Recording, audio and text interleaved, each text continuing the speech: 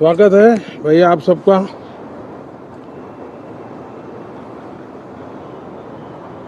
Monsoon का भी कुछ लाभ नजर आ रहा है और मानसून सत्र भी प्रारंभ हो रहा है। मानसून हो या मानसून सत्र, अगर दोनों प्रोएक्टिव हो तो बहुत ही प्रोडक्टिव होते हैं।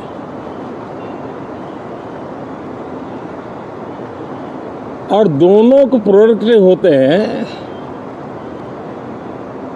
तो देश का कल्याण होता है, जीव मात्र का कल्याण होता है।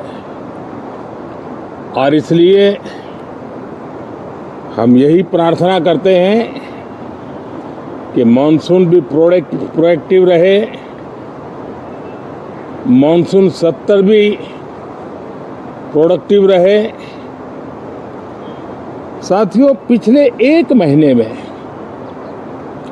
देश ने अनेक सिद्धियां प्राप्त की है और देशवासी गर्व से भर जाएं, इस प्रकार की सिद्धियों का सिलसिला चला है। चाहे राष्ट्रीय हो, अंतर्राष्ट्रीय हो और अब तो अंतरिक्ष भी हो, एक प्रकार से भारत के लिए गर्व के पल रहे हैं। पिछले वर्ष मानसून सत्र के ठीक पहले भारतीय नागरिक इंटरनेशनल स्पेस स्टेशन पर पहुंचा था और कल ही परसों भारत का एक युवा स्टार्टअप, उसने बहुत बड़ी सिद्धि प्राप्त की है। विश्व के कम ही देश हैं जहां इस प्रकार से प्राइवेट साहस हुए हैं और भारत के युवाओं ने अंतरिक्ष में नई उड़ान भरी है। बहुत बड़ी सफलता है। और ये जो स्काईरूट स्टार्टअप है, उसमें जो नौजवान काम कर रहे हैं, मुझे बताया गया उनकी पूरी टीम की जो एवरेज एज है वो सिर्फ 28 साल है। ऐसे नौजवानों ने ये काम करके दिखाया है।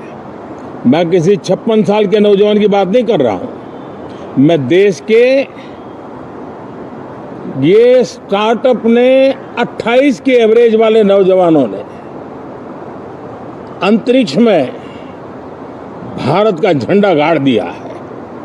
उनको तो बधाई है ही है, लेकिन ऐसी बातें जो हैं जो भारत को आत्मविश्वास से भर देती है। विश्व में भारत का प्रोफाइल सर्वमान्य, सर्वस्वीकृत बनता जाता है। साथियों, ये संयोग नहीं, ये एक संदेश है और बड़ा मजबूत संदेश है कि हमारे देश के युवाओं की क्षमता और उनकी आकांक्षा अंतरिक्ष जितनी असीम है, इससे बड़ा संदेश देश के लिए कोई और प्रेरणा नहीं दे सकता है।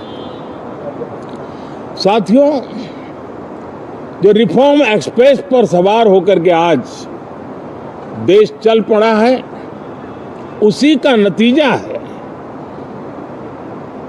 कि भारत के नौजवान इतना बड़ा साहस कर पाते हैं और सफल भी हो रहे हैं।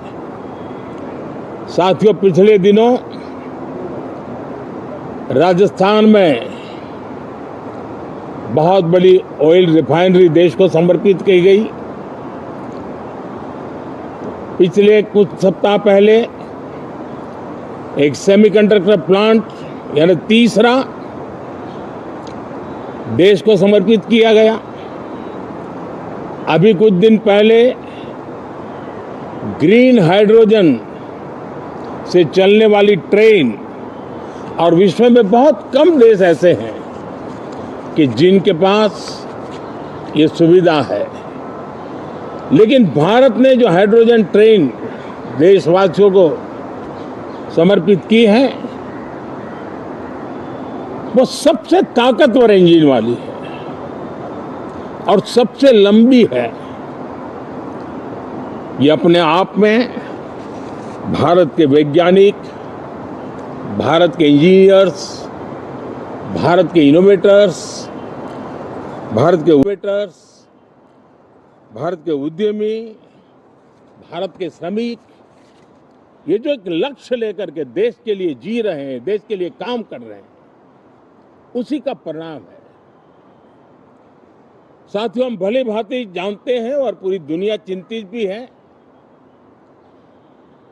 लगातार कहीं न कहीं युद्ध की स्थितियां बनती रही है। पश्चिम एशिया के युद्ध के कारण भारत जैसे देश जो एनर्जी के लिए औरों पर डिपेंडेंट है, उनके लिए ये पश्चिम एशिया का युद्ध एक बहुत ही बड़ा संकट का कारण रहा।